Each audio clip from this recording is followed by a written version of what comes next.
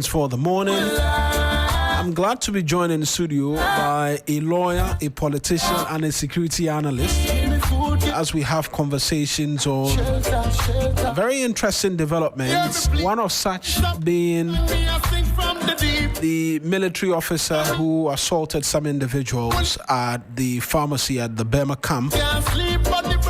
On the table as well, a member of parliament is here, so perhaps we'll ask him why MPs are absenting themselves and discussing the House not to be able to conduct business because there's quorum concern.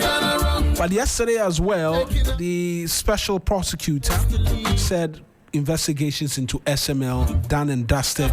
He will be charging some 6 individuals. That's what we'll start off from for us this morning. But let me say a good morning to David Theophilus Dominic Von D. Is a member of parliament for Chifu Etimokwa. He's joining us in studio. Honorable, good morning to you. Good morning, my brother. Then there's Emmanuel Kutin, a regular with us as always here this on the 3FM Sunrise. He's executive director of the Africa Center for Security and Counter-Extremism. Mr. Kutin, as always, a pleasure to have you join us. Thank you for having me. And then Austin Bracco Powers, private legal practitioner as well, is a regular as well here on the 3FM Sunrise Council. Good morning to you as well. Very good morning. I trust that the night has been kind to all of us as we're gathered here this morning. We're enjoying the country so far, so. If you say you're enjoying the country so far, then you are giving plaudits to... Oh, yeah. I want everyone to feel that at least they are doing well. At least we can give them some credit. Some credit. It's not just the feeling that we're doing well. The reality is that we're doing extremely well. Unless, of course, you don't want to tell the truth. But if you want to tell the truth, I believe that council and my good friend will want to do so. I mean, I think that growing up, I hardly heard that the CD had outperformed the dollar in terms of ending the year and all of that. One of the things that I witnessed was when wanted to deal with the CD-dollar relation and would have to, do these CD revaluation, the redenomination, which was redenomination and all that. That's what I heard. But for CD to climb to 18 Ghana cedis to $1, and within less than 1 year, ATO is forcing. And reduced the impact of the dollar. I like the Absolutely. What a good jargon. And the dollar now is selling at the rate of 10.25 thereabout. In fact, I don't think that it has happened before. In fact, yesterday I paid my fees, and when I did the transfers, I was shocked. I saved over 20,000 cedis. And that is what we call good governance. So around the table, there's 20,000 No. Those are realities you don't need to struggle to explain. The thing is that, it's... If maybe you just don't want to be grateful if you don't acknowledge some of these rules made by the government. Yeah. The thing is, let it be permanent. The thing is that we don't want it to be cosmetic. Yeah. Please, no, it shouldn't be a 9-day wonder. No, we just pray the policies will be strategically implemented. Yeah. To get the right thing. Right. Let's talk OSP. I think it's the biggest conversation from yesterday. These are the individuals, 6 persons to be charged. Kenneth Nana Oforiatta is a former finance minister. NS Akori is the chef de cabinet to Ms. Oforiatta at the time he was the finance minister. Emmanuel Kofi Nti is a former commissioner general of the Ghana Revenue Authority. There's Amisha Dai Uswamwa Reverend, is also a former commissioner general of the Ghana Revenue Authority. There's Isaac Crenstill, is a former commissioner of the Customs Division of the Ghana Revenue Authority and currently the general manager of SML Ghana Limited. Then there's Kojo Damwa is a former commissioner of Customs Division of the Ghana Revenue Authority and a member of Parliament for German South constituency as well. Yesterday we had the special prosecutor speak said that, explained in great detail. I don't know if any of us caught it, but I was there seated when he was addressing the entire country, and he explained the genesis of how all of this happened, stating that this was well crafted amongst many other things by the former finance minister. He hatched the plot and saw it all come into fruition. We've been getting responses from some of the lawyers of Mr. Ofori-Atta as well, who say that, look, this has been much ado about nothing from the onset up until now.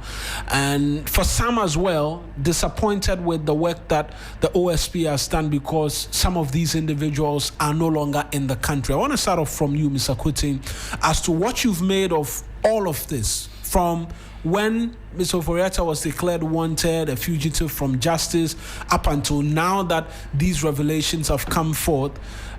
Enough been done by the OSP to begin to bring back confidence, because he's been under a lot of pressure. Well, Marina, thank you for having me once again. Good morning to my co-panelists and to our cherished listeners as always. Because of them, we are here. So we salute everybody wherever you are around the world listening to us. In fact, I think the OSP has not performed well at all. If you look at the office and the amount of resources we have allocated to the office of the special prosecutor and the level of prosecution so far, I think that we need to have a rethink about the act altogether. You know, it was not long before there was tension between the office and the Attorney General's office over the docket that would trigger the extradition of the former finance minister. I heard him clearly yesterday talking about personalities and the way they want to do their things, and not necessarily disagreement between the institutions. I don't think we put him there for personality clash and how you want to do your stuff. We want our institutions to work, and our democracy is in decline primarily because of corruption. Right. And if you look at Africa, if we don't take time, democracy will not stand the test of time. And it may crumble primarily because of corruption. Look, these monies are taxpayers' money. We need to know what these people in authority are doing with our money. Right. And if I were Ken Ofori-Atta, the former finance minister, and I know I've not done anything wrong, I would have come back to defend myself. It's simple as ABC, because he is creating a certain pageantry that will damage his image and that of his children. And if you look at what is ahead in the future, it will not look good for the family. That we had a former finance minister who has been declared a fugitive from justice, and he's not willing to turn himself in. If you have not done anything wrong, why are you running away? Yeah. In the history of our fourth Republican Constitution, I've never seen any of our finance minister running away. It means that there is something in the pot. So the cosmetic things the OSP is doing, you say you are going to charge these people in November. Go ahead and do the charges. It is in the courtroom these things will play out, not press conferences and this kind of things. How many press conferences has the OSP not done? What has come out of those things? And you see, the duplication of duties. Right. And I think the problem came from the act establishing the OSP. I'm not a lawyer. The lawyer is here. You know, at the time, we were sensationalizing the thing as if we need to give the OSP an autonomy, and he was an omnibus person that can go and get anybody. But if you look at best practices everywhere around the world, the special prosecutor cannot be bigger than the Attorney General or the Attorney General's office. Because from the scheme of things, it's the Attorney General that will trigger the extradition request. Is that not it? Yeah. The OSP cannot do same. Bring the docket. Why is the docket not coming forth? And we move from one thing to another. Now is the SML. And if you look at the SML's case, it's simple as ABCD. You engage a company for revenue assurance. You do investigation, you realize that the company didn't even have the necessary tools to do that. It's just like engaging the capital to come and roof your house. The capital comes and doesn't have the nails and the hammer. How would the capital be able to roof the house? And a lot of money were expended. And the good people of this country have to know, if for nothing at all, for our transparency drive, it builds trust among the citizenry. And this is how democracy works. And I'm just afraid, like I mentioned earlier, if we don't take time, I think we may have to coin our own version of democracy that work for us as Africans. Sometimes, if you look at benevolent dictators, they do better than our so-called Democrats. Look at Burkina Faso. Look at what Touare is doing. Look at Rwanda. Our so-called democracy, Ghana, for instance, what we have been able to do merely is to go every 4 years and change leaders. Look at the myriad of corruptions and allegations of corruption we hear every now and then. You don't see anybody get punished for it. So you see that it is in the increase. Look at the amount of money that is alleged to have been embezzled by these officers. The last time we went to IMF, is it not for $3 billion? Look at the conditionalities they gave us. And the insult of it was that they had to bring a representative to come and sit at our finance ministry and teach us how to run our own finances.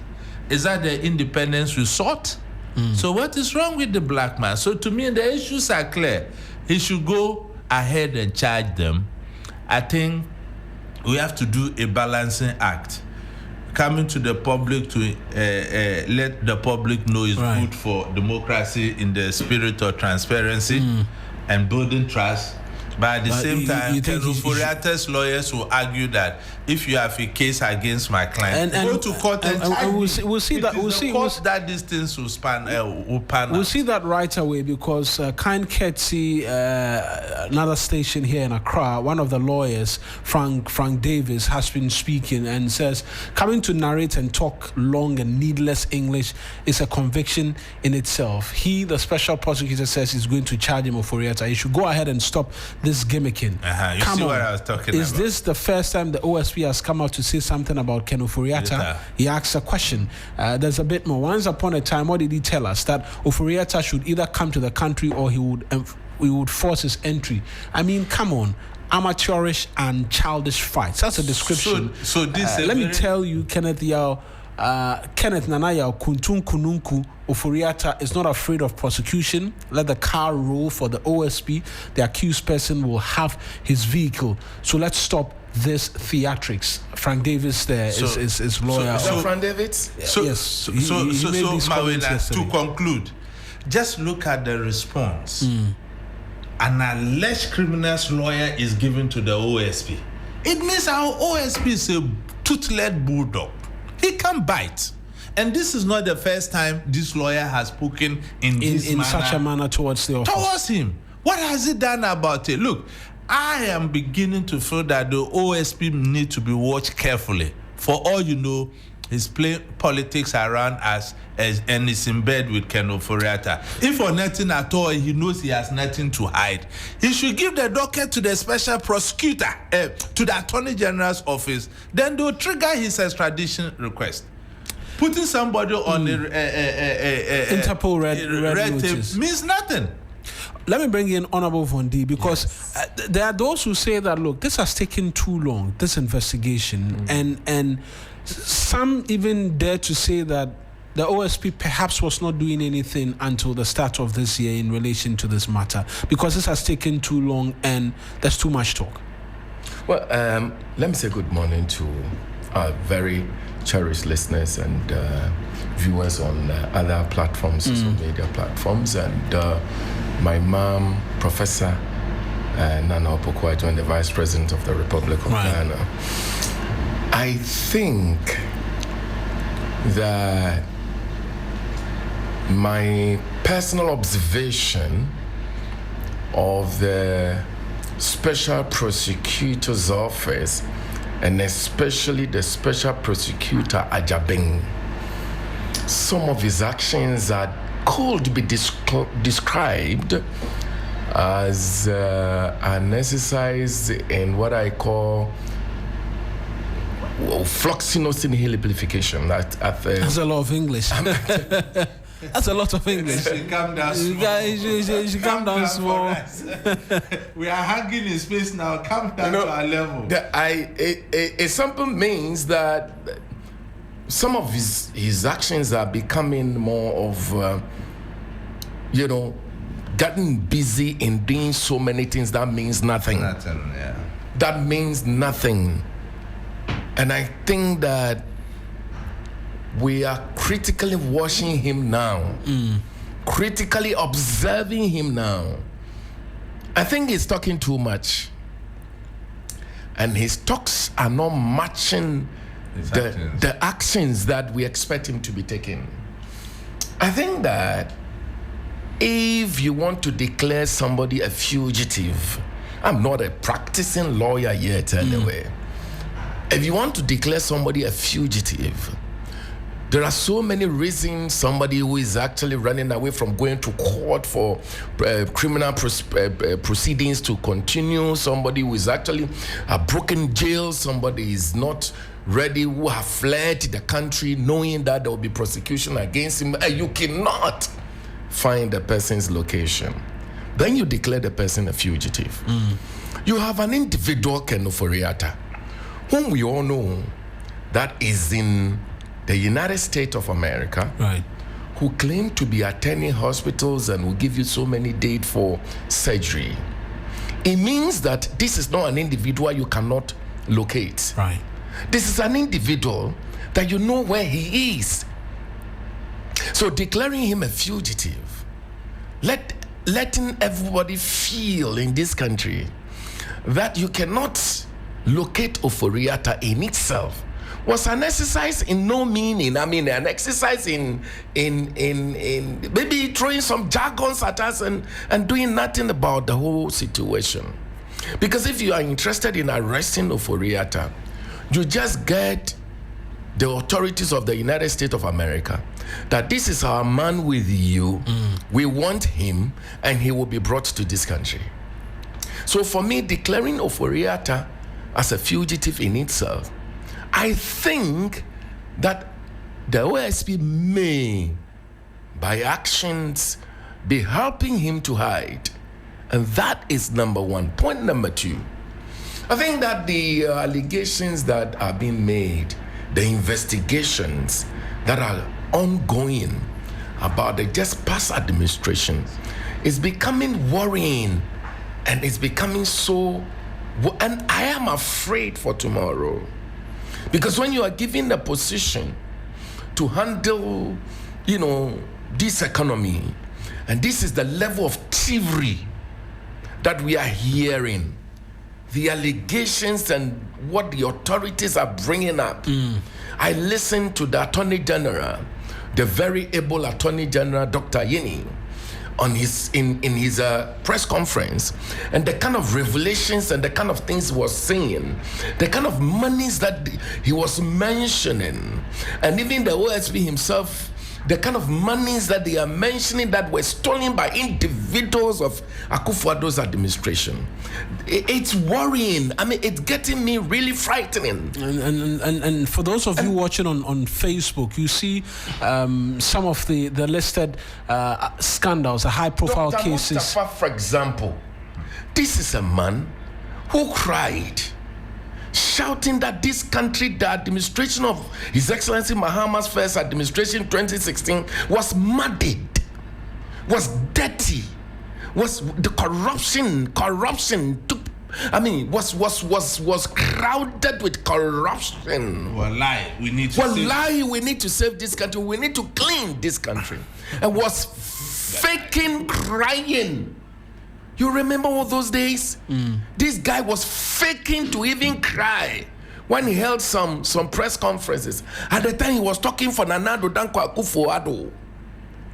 Little did I believe, should anybody even think, have any dream that this is a guy that will be involved allegedly in this kind of corruption action, stealing. Still innocent until proven guilty. Again, if you listen to me carefully, isn't it even worrying? Are you not even worried about the fact that his name is even mentioned, associated to that kind of millions of dollars and millions of Ghana cedis? Somebody who claimed to be angel, somebody who claimed to be cleaning a very dirty, muddied administration of His Excellency John Dramani Mahama. Who work with that is a you don't feel threatened as a Ghanaian that your children are born into this country when an individual look, you know buffer stock, right? You know buffer stock, National Food Buffer Stock Company. Okay.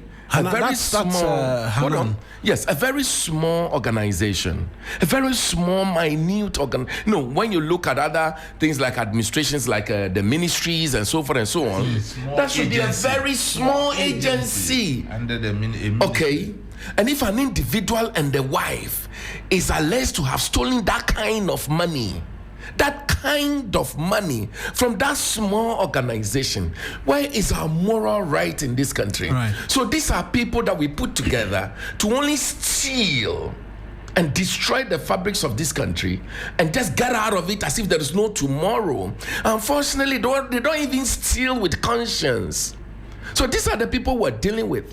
Again, for prosecution, I agree with Dr. Yeni that you don't want to put these people to court and then they have a way of running away. It's the same argument. So hold on. The special prosecutor is making, that he has to get it right. For me, getting it right, taking time to get it right, I am all for it. You see, you are dealing with a group of people who are confidential tricksters. Very sophisticated. These are sophisticated confidential tricksters who have so many lawyers among them who've practiced over the years how to steal and cover. And so you need so many tactics and professionalism to be able to uncover them and deal with them according to the law. And so for me, taking time to dig them and to bring them to book, for me, yes, I'm a Ghanaian. I want them to face the music as early as possible. But you see, it would be suicidal to put them to court when your evidence are not accurate and then they run away. That would be suicidal. So for me, let's have time. But look, whatever it takes, knowing Dr. Yeni, he's my personal lawyer, he will do the job. Right. I know that. Let's bring in the lawyer now, and we're talking the OSP and the revelations from his press conference yesterday. If there's one thing, counsel, that there has been debate over the last 6 months, was why the OSP had not gone to court if he says he wanted Ms. Oforiatta. In fact, it was one of the arguments the lawyers of Ms. Oforiatta had made, that charge him. If you say you have a case against him, charge him and take him to court.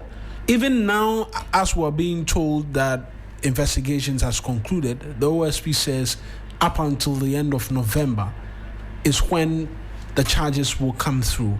Talk to us about that first, and then the concern which is being raised that charging the individual is not taking them to court. That can be done by any institution, and so that as well doesn't mean much.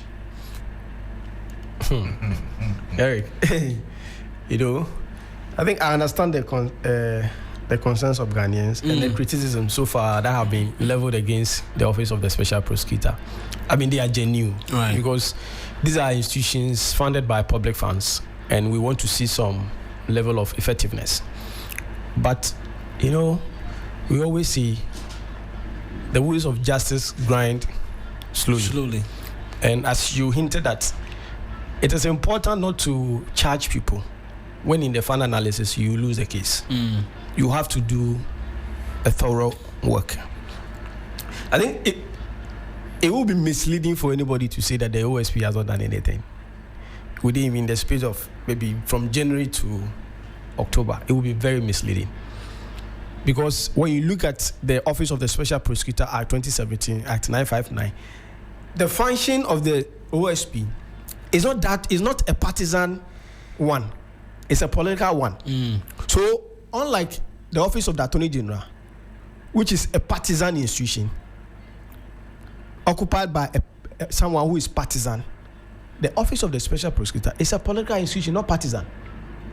So, what you would ordinarily expect the Attorney General to do, and in fact, what he is doing. Do you mean a public institution, not partisan?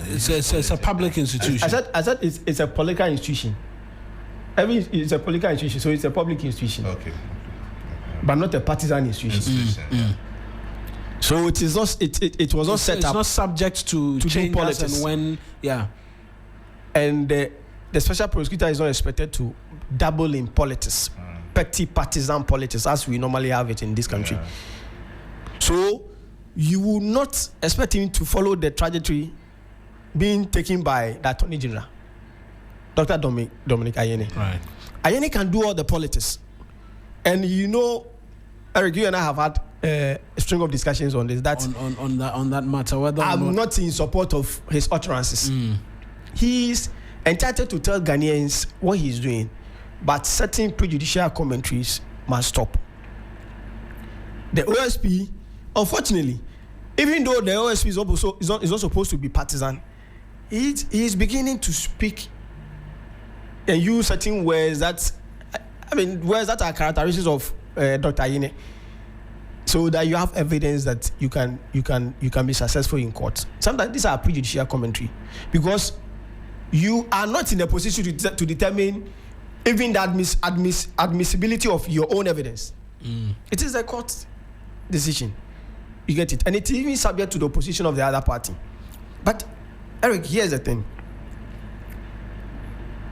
the OSP has 2 elections. He could decide either to charge Ken Oforiatta in his absence and even proceed with the matter in court,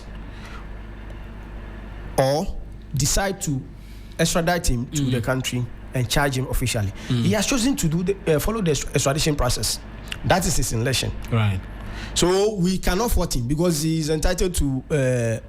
When you read section 2.3 of Act 959, he has a string of functions to investigate and prosecute, and also so in prosecuting, he has decided that he wants to follow the extradition process, and he said something. I know people are pressurizing him to send a docket to the Attorney General. He is saying that there's been new development, or there's been a new development, and because of that, I decided to investigate that or follow the trail and have a comprehensive report, so that I will send it to the Attorney General. Is it a difficult thing to say, or is it too difficult to comprehend? I think this should be simple. The Attorney General may be under all the pressure, because he's a party. But the OSP is also under pressure. The OSP must not be under pressure. That's what I'm saying, that Eric. That's what I'm saying, that the OSP, unfortunately, is beginning to speak like the Attorney General, and that is bad for his office, because you must be an apolitical institution. Don't be partisan, because you see, when you engage in partisan politics, you lose the confidence of the people. You must be neutral. Prosecute your duties. Be like a judge.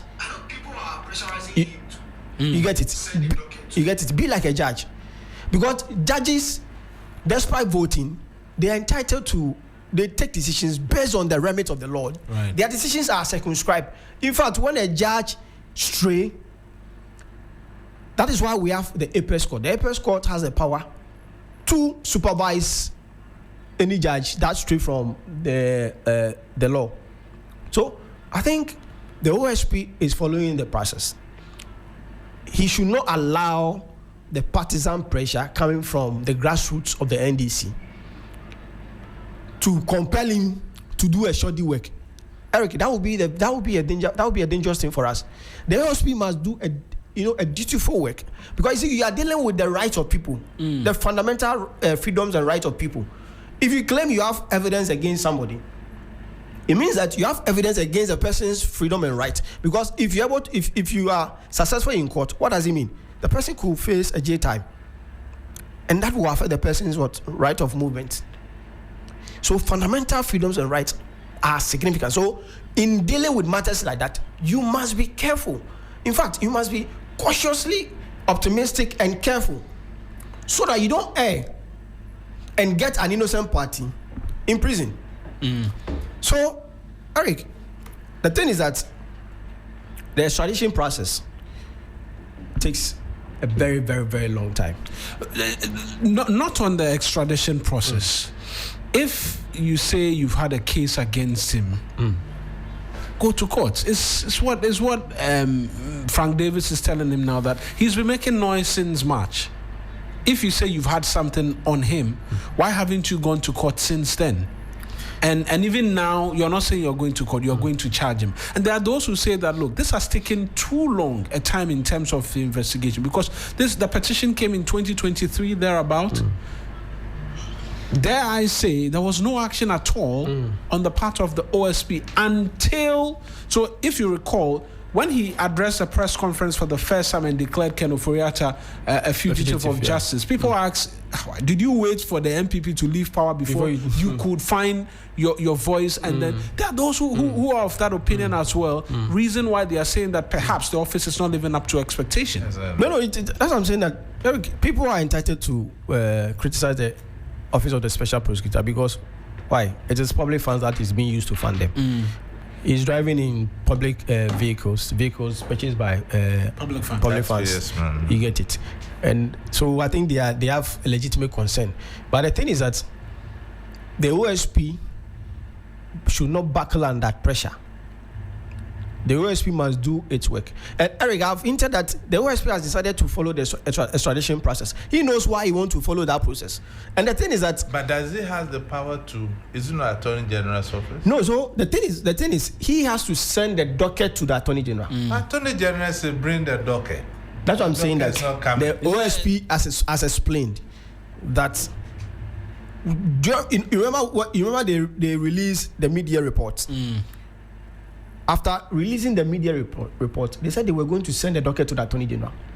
But they later chanced on a new development. Well, they went in to search their SML offices and others, discovered hard drives, communication, and all of that.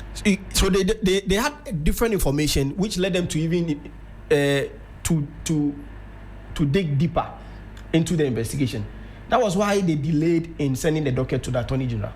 The Attorney General was right to say that you didn't bring it to me, but they are saying that they are supposed to do the investigation and send it to you. And Eric, they are explaining that it took that long because we want to get things right, and we had new development. So when we are done, we will send it to you. I think the Attorney General should not have any difficulty or qualms about I need this. some education on one thing. If you have an established evidence over one aspect of the investigation for which you triggered the process to put him on the red notice of Interpol, and you stumble with another evidence, can't you continue with the first one once you investigate the other, or they are interlinked? No, you see, you see the challenge. But let me respond to you. The extradition process, like I said earlier, is not a simple one, because you must convince the U.S. government. Yes, so the first which is the more case so you met that threshold. No, it does not. No, it did. No, the Interpol red notice the is different. The Interpol red notice is looking for the individual and saying we can't it's find different. him. So the bring him Interpol in. red notice is different. Does not even the threshold for extradition process is high, because they have to make sure that one of the things the U.S.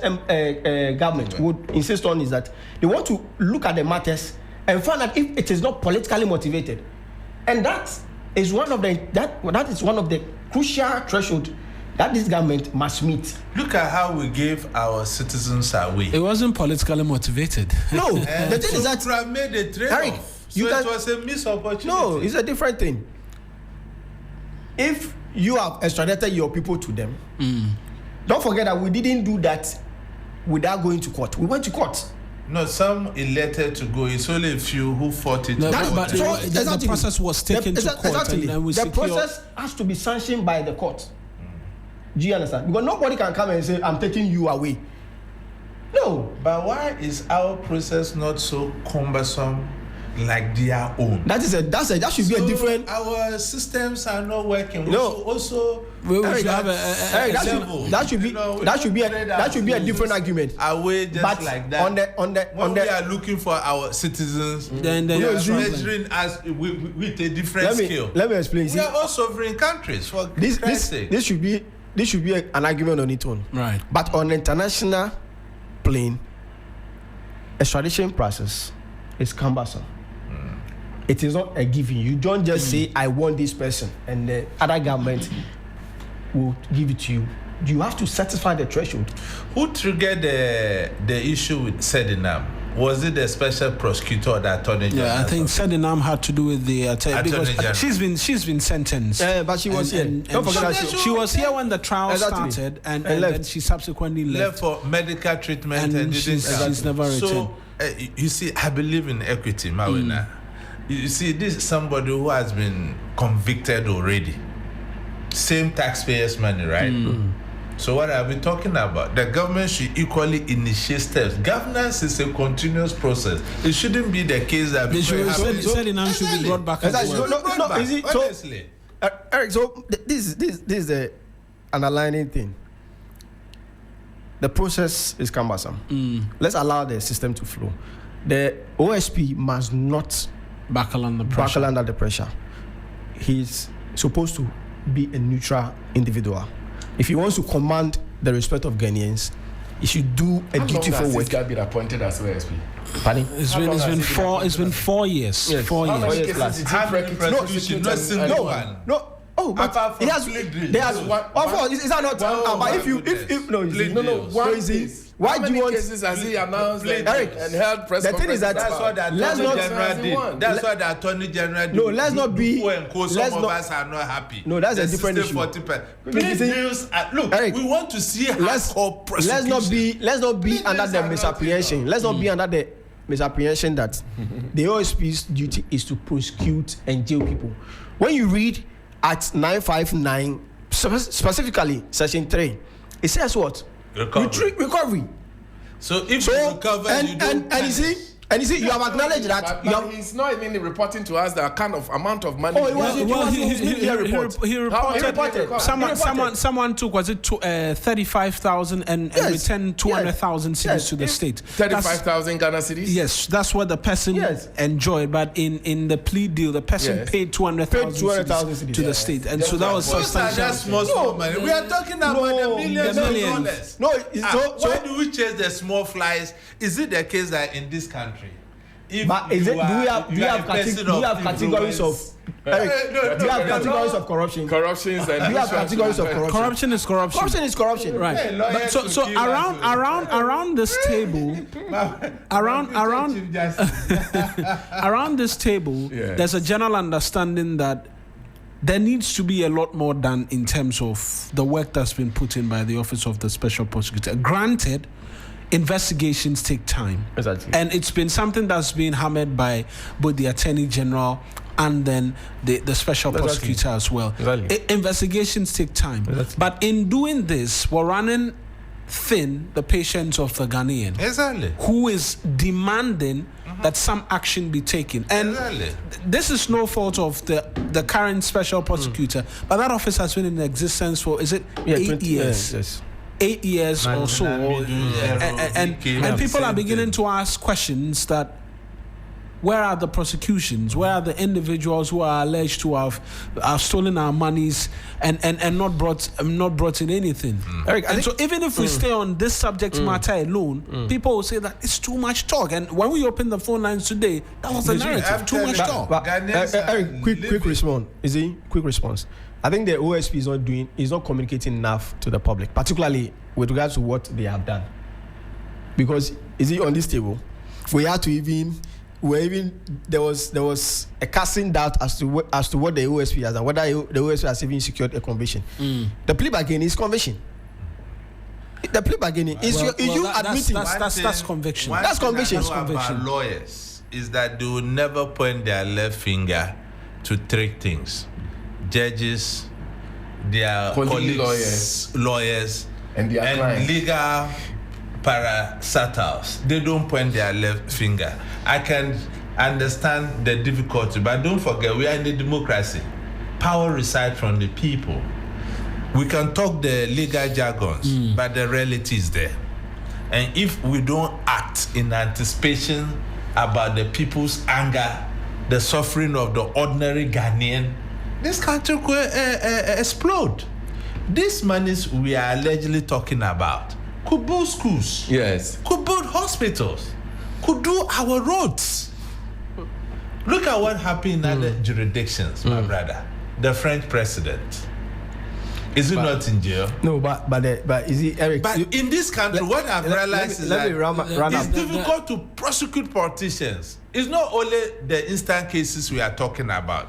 Look at the Fourth Republican Constitution. It's only the unlucky ones who didn't go for good lawyers who get done in. So it's about time we set up specialized courts to streamline this time wasting and make sure we have. Eric, just round up for me, and then I'll ask the Honorable Vondi on the special court, because it was a promise the president has made as well, which we've not seen come. Just Eric, the thing is that is it compulsory to prosecute somebody if there's no evidence?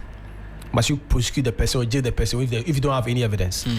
I think we should begin to have some patience when it comes to the legal process, because you see, you do not ordinarily want to jail an innocent person, right? And in seeking justice, you must make sure that you respect the other person's rights. That's why when you read Article 19, it says fair trial.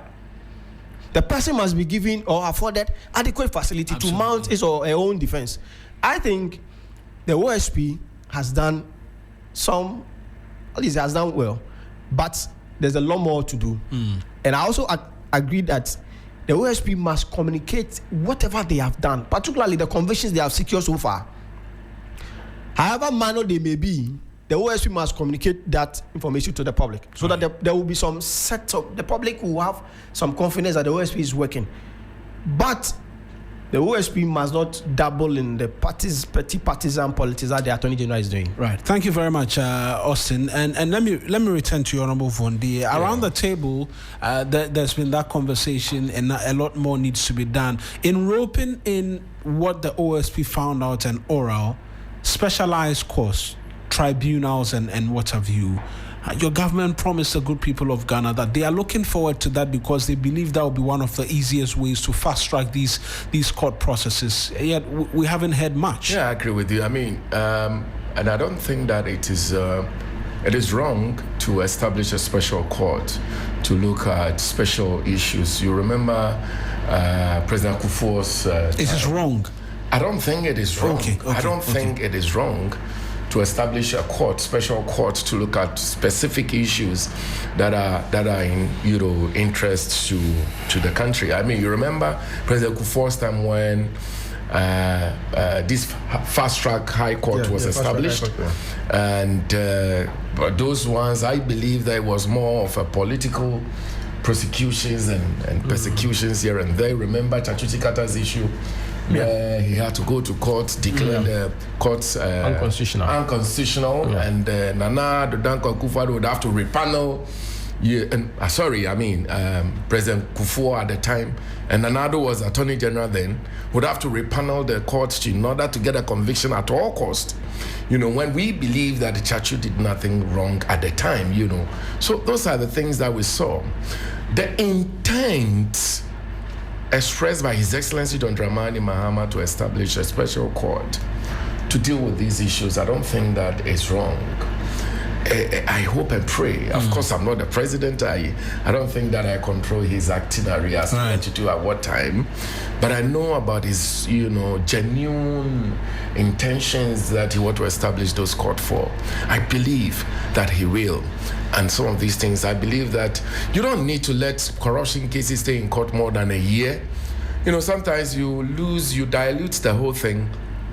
And in any unlikely events that there is any change of government, you are likely to lose the merits of some of those cases, and some of those guys may just be left off the hook. And so if we're able to establish courts that looks at those things specifically and gives more attention to it in order to, if you like, run the process a little more faster, I think it's good for the country. Fighting corruption at all levels, I think that I'll go for. So let's look forward. I'm sure those things would really happen. We're doing 21 minutes to the top of the hour. We still have two more issues to tackle. First off is MP absenteeism. Before we talk the security situation, the military man who was caught assaulting some individuals. Since you're the MP, we just want to switch lanes quickly and begin to talk about that.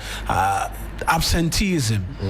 Why is this becoming a problem? I had the majority chief whip speak to the fact that committees were sitting when the House was sitting as well, and it was a part of the reason why we're seeing what we're supposed to be seeing. But should people be losing their seats?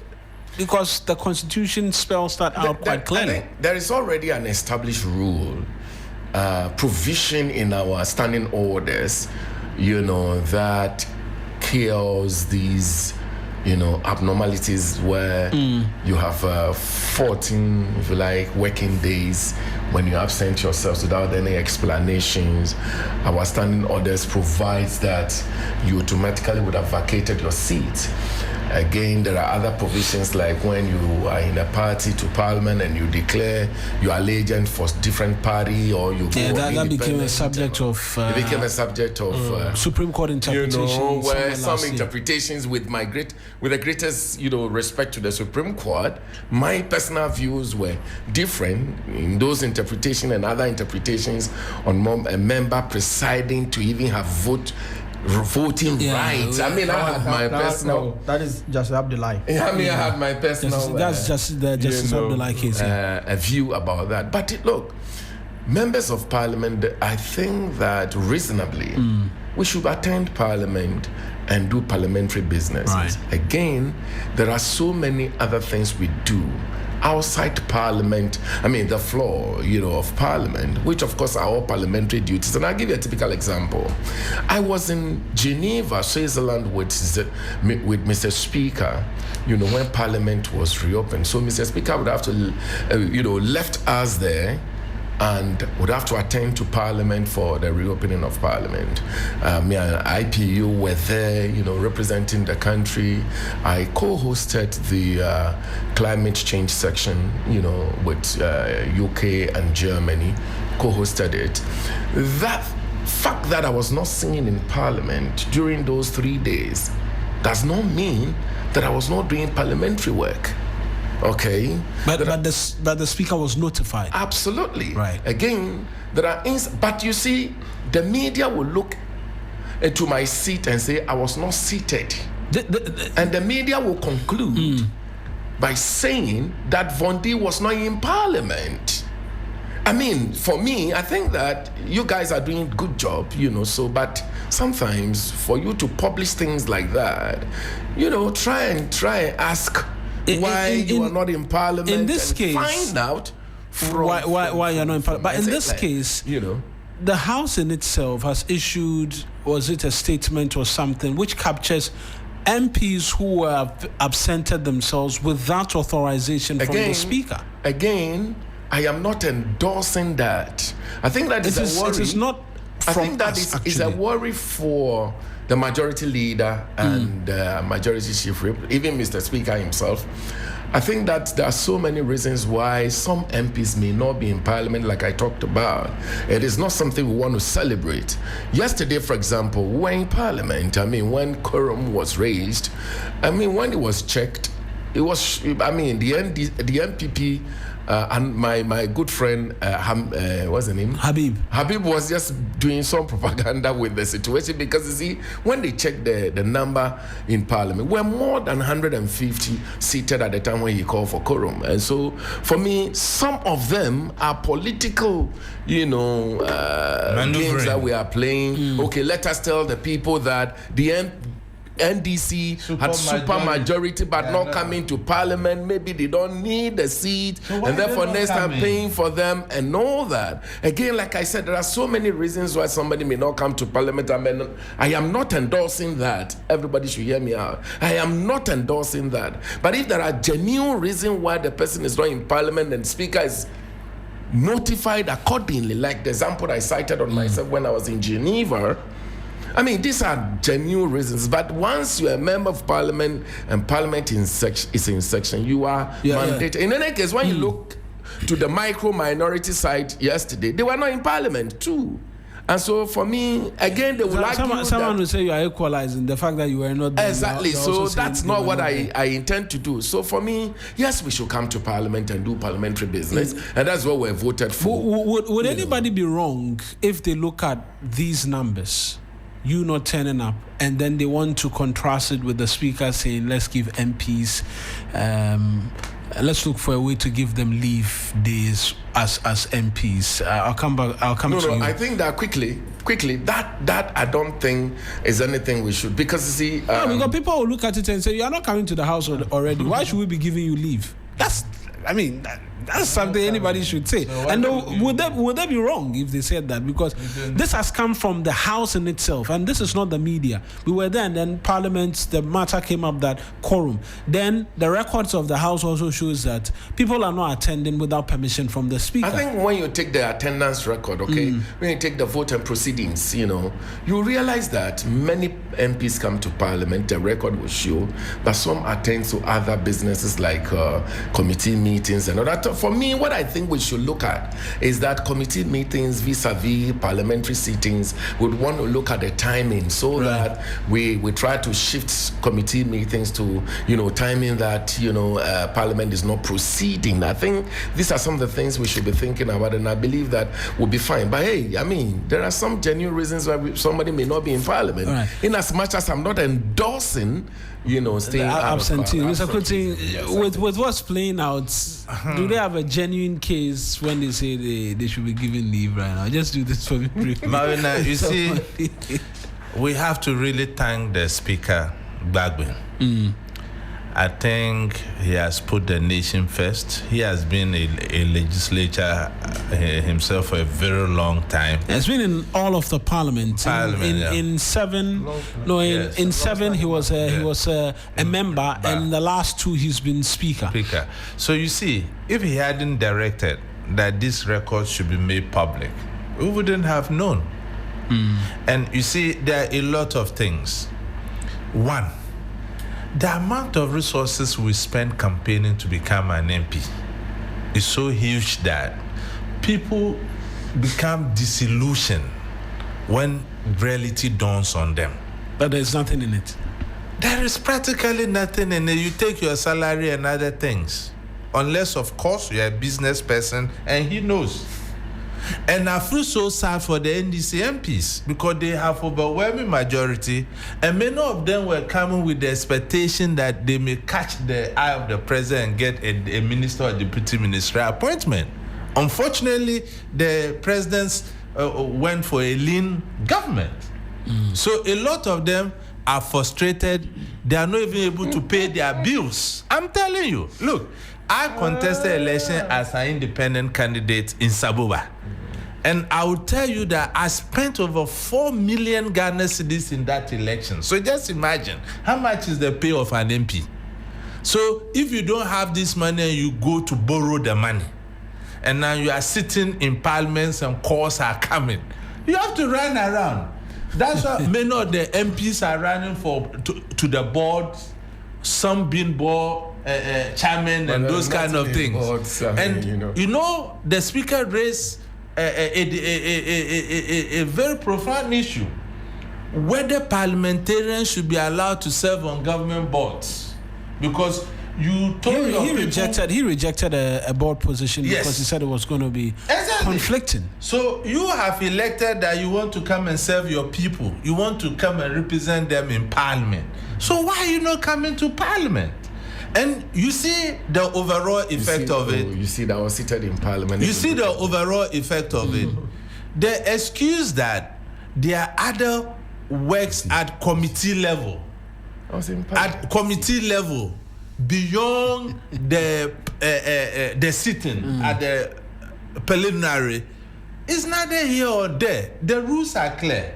When you have a committee meeting, what do you come and sign in and go for your committee meeting? You'll be marked as present. If you are on international assignment like you were with the speaker in Geneva, everybody knows that you were in Geneva on behalf of Parliament. No one will mark you absent. But there are genuine concerns that most of your colleagues, out of disillusion and disappointment and the high expectation they had about the office of Parliament, they are now running away from that office because the heat that is coming on them is not a small heat. Right. So you know the overall effect. From the security point of view, when people begin to lose trust in our members of Parliament, we are weakening our institution of democracy. Right. And more often than not, you ask him, he's thinking about how to win the next election, not what is before him. And I'll tell you this story, Marina, it's quite pathetic. You know, when I contested the Sabuba seat and I was second, I instituted a scheme in the Wapuli area. And I said, for the fact that they gave me an overwhelming endorsement, I need to give back to that community. So I said, if anybody gets a snake bite, you'll be treated for free. And these are announced on the community FM station. I didn't hide it. And you see, we politicize everything. Anybody can fall a victim of snake bite. Yeah. So even people around surrounding communities even come and they benefit from it free of charge. Even people come from Gushegu to benefit from that scheme. As an indigenous of the North, I'm just giving back to my community. Then a DC is put in place, and the DC petitions the health director that there's a nurse in Wapuli, right, who is treating patients in the name of Emmanuel Coutin.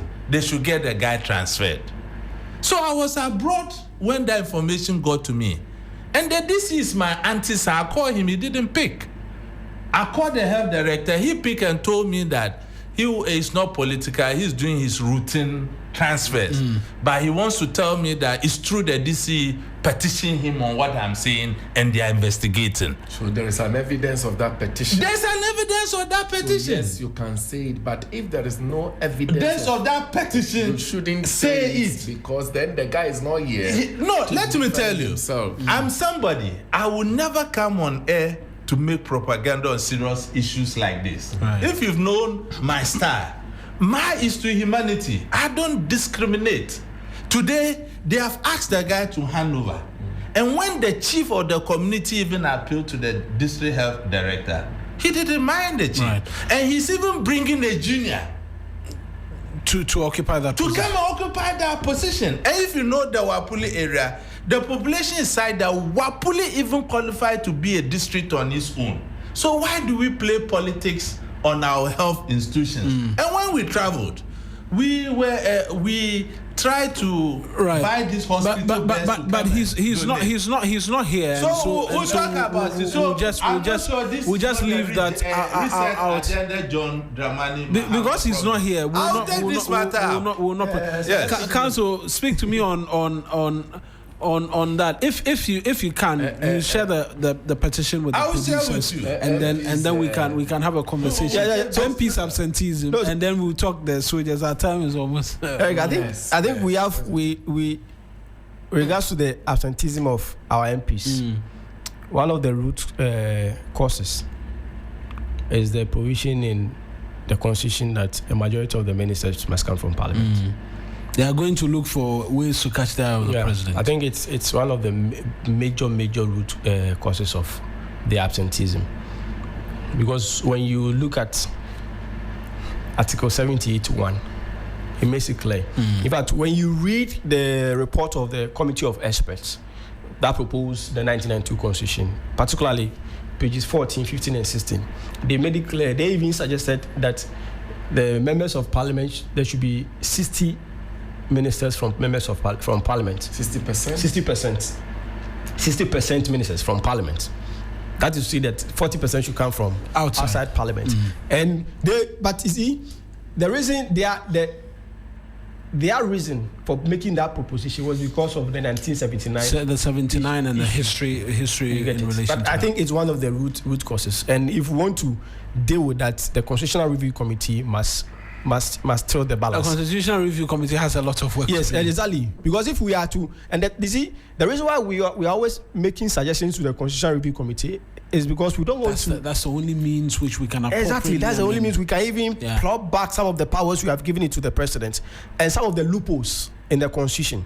But, Eric, the provision of Article 97(1)(c) does not operate automatically. The fact that you've absented yourself for 15 times does not mean that you've automatically lost your seat. You have to go to the Privileges Committee. So first, if you have not written to the Speaker to seek permission, there's an option, the Parliamentary Committee on Privileges. Yeah. But don't forget that a declaration as to whether or not a member of Parliament has lost his seat is not a preserve of Parliament. It is a court.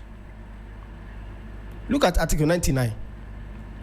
It says, the High Court shall have jurisdiction as to whether or not a member of Parliament has lost his seat. Counsel, with the greatest of respect, you see, the parliamentary standing orders are clear, and the parliamentary provisions are clothed with same powers of High Court, or if you like, So remember, they make their own rules. But don't forget. Council is introducing another aspect to the court, because all the while we've known that if you go before the Privileges Committee, they will not throw you out. It is just like that the Privileges Committee themselves do not have the powers to declare your seat vacant. It would have to come back to the preliminary for a decision. Honorable, that's what I'm saying. That Parliament. That's the entire house. Will you give one of your own out? Honorable, that's what I'm saying. That's a conversation for another day. That's what I'm saying. That the provision of Article 97 does not lie in the hands of Parliament to determine whether a seat has been lost. It has to go. You believe it has to go? Yes, by reason of Article 99. Don't forget. It was that issue, the issue that whether or not the Speaker could declare seats vacant. The Parliament cannot declare a seat vacant. It is only the I'm sure the there will be a Court. forum for us to have this conversation, because if the provisions of the Constitution states it quite clearly, and even quick one, the rules of Parliament cannot ride over the cannot override the Constitution. That we tension between the Speaker and the former Chief Justice, if you recall. When Afinyo ran on a Saturday morning, so Eric, I maintain that this issue is a vexed one. The Speaker must not be in a haste as he was, as he was in 2024, which when he declared the seats. But different scenario. But he has to do with members of Parliament losing their seat.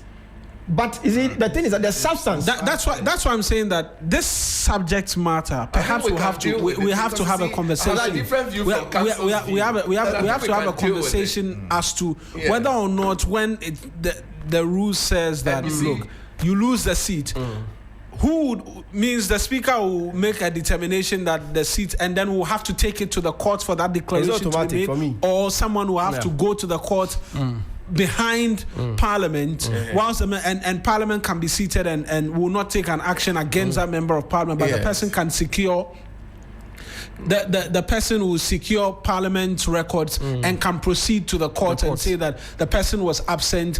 I mean, these are complexities. That can come up as a result of this, and I'm not sure that can be resolved. The provisions in our standing orders have no ambiguity whatsoever. Once you do A, B, C, D, you automatically vacate your seat.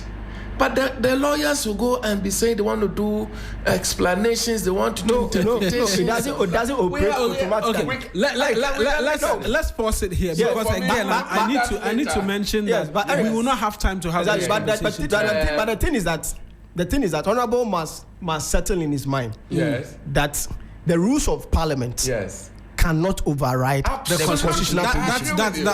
Let's do the military and the slabs. He's been arrested. Yes, just quickly on that. I viewed that video yesterday when I was taking care of my hair and my nails and all. I got furious and very, very furious. You see, if you're a military man, if you're a security person, we should have some level of security seeing your presence.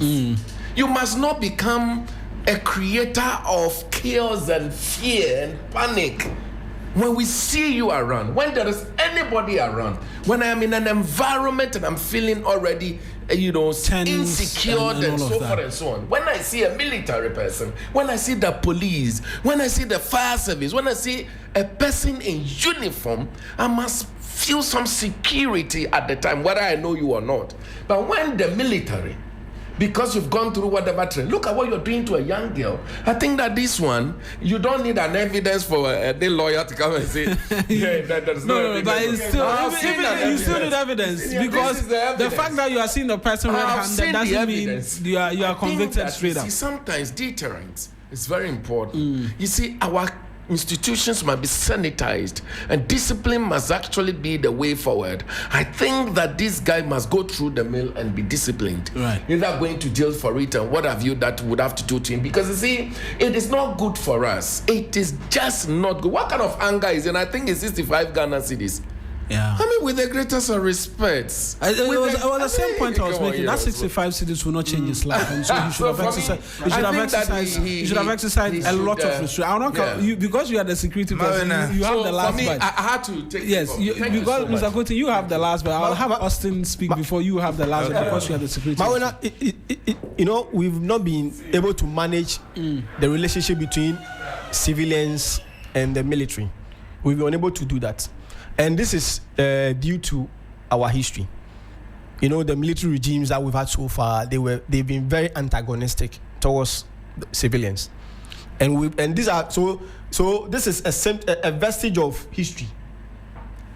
The military days still lingering on. And in fact, when you see military men in town, the civilians sometimes they are scared of them.